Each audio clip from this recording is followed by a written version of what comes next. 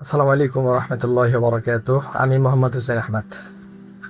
আজকে হলো আমার চ্যালেঞ্জের প্রথম দিন। আমি নিয়ত করেছি, একটা রুটিন করেছি যে আমি ক্যামেরার সামনে কোনো স্ক্রিপ্ট ছাড়াই 5 মিনিট করে কথা বলবো। তো অলরেডি 14 সেকেন্ড হয়ে গেছে। তো আজকে একটা র্যান্ডম বিষয় নিয়ে কথা বলবো। র্যান্ডম বলতে ফুললি র্যান্ডম। সেটা হলো ভিডিও এডিটর যারা আছে, আমি কিন্তু এখনও লার্নার, আমি এখনও শিখছি, আমি এখনও লার্ন করছি।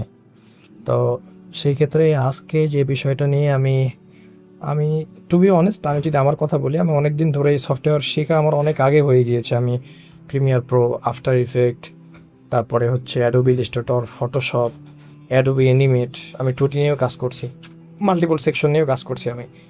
কিন্তু কোনোটাতেই ওইরকমভাবে মূল ফোকাস দিতে পারি নাই। তবে আমার web development and graphics design and video editing, এই 3টা কোর আমার খুবই শক্ত, মানে আমি 3টাতে ভালো কাজ পারি। তো আমি এখন বর্তমান সময়ে এসে আমি কাজ করছি হলো ভিডিও এডিটিং নিয়ে। আমি শিখছি, যদিও সফটওয়্যার আগে শিখে ফেলছি, বাট টেকনিক, কাজ কিভাবে করে, একটা রিয়েল প্রজেক্ট কিভাবে করে, ক্লায়েন্টের কাজ কিভাবে করে, আসে না, মানে মাথায় আইডিয়া আসে না, অনেক ঝামেলা নিয়ে চলছে যেহেতু র্যান্ডম। তো আজকে যে বিষয়টা আমি শিখলাম সেটা হলো L cut, J cut, colour correction and colour grading. যারা ভিডিও এডিটর আছে তারা এই নামগুলো শুনলে বুঝতে পারবে।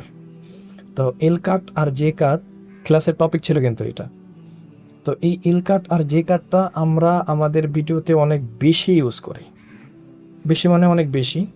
তবে জে কাটটা কম, এল কাটটা বেশি। আমরা যে কোনো ভিডিওতে, যারা ভিডিও এডিটর আছে তারা দেখতে পারে বা বুঝতেও পারে দেখলে।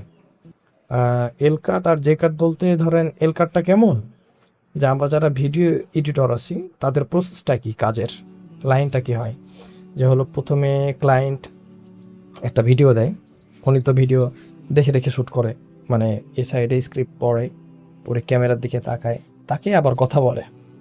তো এই প্রসেসে যায়। তো আমার কাছে এই পুরা ভিডিওটা দেওয়া হয়। শুধুমাত্র যে মানে উনি কাট করে দিবে তা না, ক্লায়েন্ট আমার কাছে ভিডিও দেয় হলো একদম পুরা রটা, কাট ছাড়া, উইদাউট কাট। তো ওই ভিডিওটা নিয়ে আমরা কাট করি।